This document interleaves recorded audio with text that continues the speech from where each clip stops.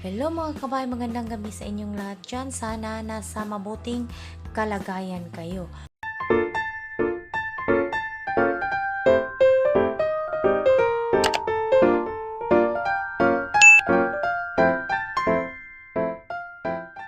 Ngayon mga kabay, may i-share ako sa inyo na isang legit na application na itong cellphone natin ay pwede nating gawing CCTV. So, ayan. Pero bago ko ipagpatuloy, bago ka palang naka-sightseeing ng aking channel, please subscribe at pindutin ang notification bell para ma-notify ka kung may bago akong video na i-upload.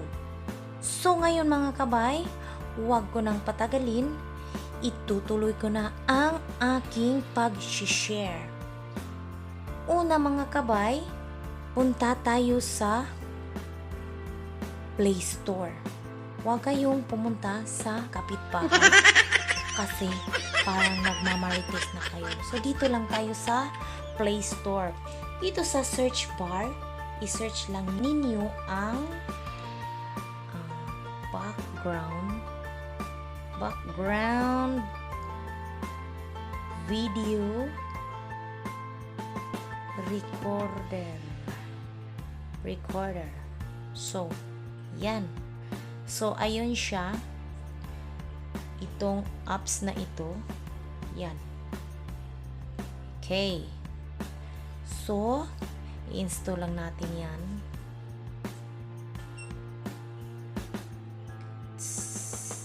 Dapat okay, escape.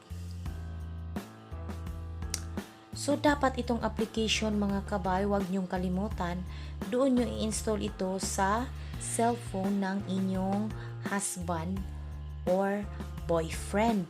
Kung may pagdududa ka sa boyfriend mo or sa husband mo na merong kababalaghan na ginawa sa inyo, ano pang hinihintay nyo? Di, installan nyo ng apps na ito ang cellphone niya. So, i-install nyo lang yan. So, ang lakas ng internet dito. Ay, hindi pala. Ang hina pala ng internet dito. So, itong application na ito ay napaka-legit. Subukan nyo, napaka-legit talaga. So, pagkatapos nyo na-install, open lang natin. So, okay.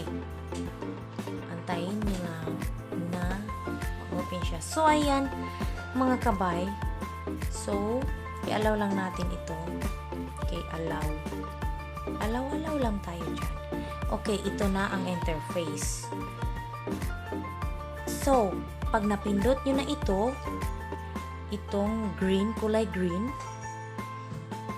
automatic mag-start yung video niya. So, ang dapat nating gawin ay yung hindi mahahalata na nagvi-video ang cellphone niya. So, wag nyong pindutin itong show preview. Kasi kapag pindutin nyo ito, ay may lumabas siya na maliit na box dito at makikita niya kung na nagvi-video kayo. So, ang gagawin muna natin ay punta tayo dito sa settings. Iko-control natin itong kanyang settings. So, ayan. Dito, may makikita kayo na video setting na ang una ay back camera at pababa merong preview size.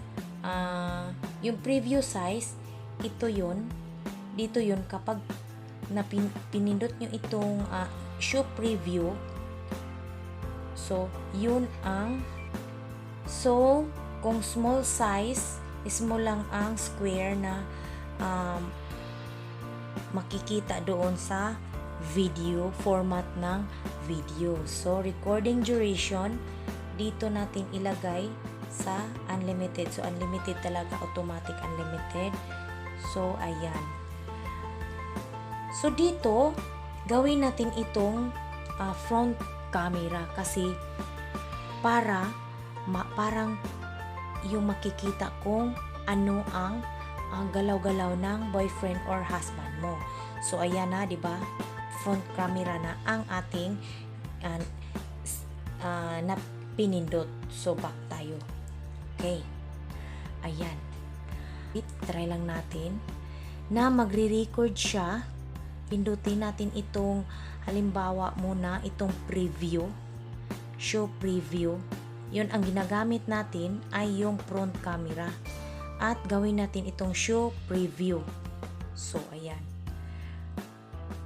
At i-start natin. So, ayan. Ito na ang nakalagay na mayroon siyang, ito yun yung front camera ang ginamit ko.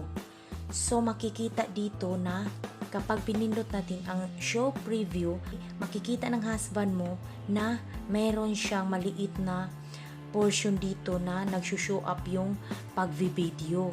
So, ang dapat natin gawin ay wag nating gagamitin itong show preview. So, stop natin yan. So, itong nare-record natin ay dito natin makikita sa katapat ng settings. Ayan. So, diba, ito na ang nai-record natin kanina. So, back tayo. Okay. Wag nating gagamitin itong show preview. Halimbawa, ayan. So, pindutin natin to. Okay. So, ito, ayan, nag-start na yung, mayroon na siyang counter. So, start na siyang nag-record. Ito, napakahanip ito mga kabay kasi kahit ito ayan, pindutin ko yan. Okay. Kahit ganito siya mga kabay, ayan, nagre-record siya automatic itong apps na ito. Yan, nagre-record yan. So, ayan. Kapag babalik tayo dito sa application na yan, ay hindi siya napuputol. Diba? Ayan, continue siya, diba? Tingnan nyo, continue ang kanyang recording. So, stop natin. Tingnan natin kung na-record ba kahit hindi natin nakikita. Yan. Stop. Okay. Tingnan natin dito kung nare-record ba siya. So, tingnan nyo mga kabay. Ayan. Ito ang record natin. So, diba?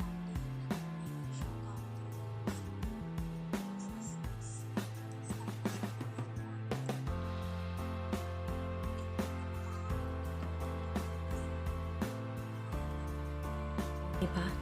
Na-record niya kung ano ang tingnan nyo. Diba? Na-record niya kahit naka-off yung screen.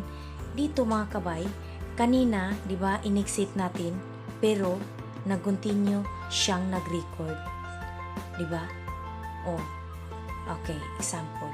Halimbawa, another example mga kabay ha. Back tayo. So, halimbawa, mag-record tayo ng iba. Okay, i-on natin yan. And then, kapag nauna yan, tingnan nyo, kapag nauna yan, i-exit muna tayo. So, exit muna tayo. So, yung camera doon, yung apps na camera or recorder, ay nagko-continue siya mga kabay. Yun ang pinakahanip. Halimbawa, nagde-date kayo. So, ayan, nag-date kayo.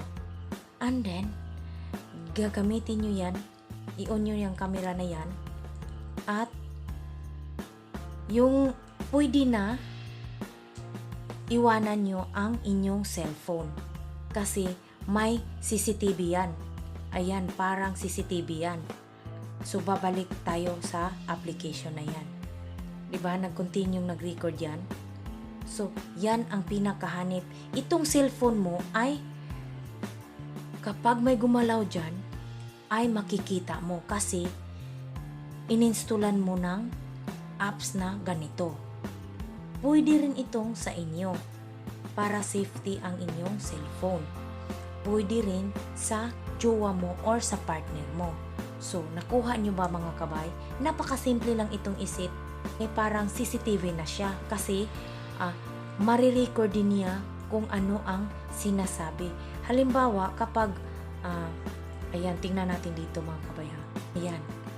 So, yun lang mga kabay. Sana may natutunan kayo sa aking na-share na tutorial ngayong gabi. So, thank you for watching mga kabay. God bless and stay safe and stay healthy. Thank you for watching.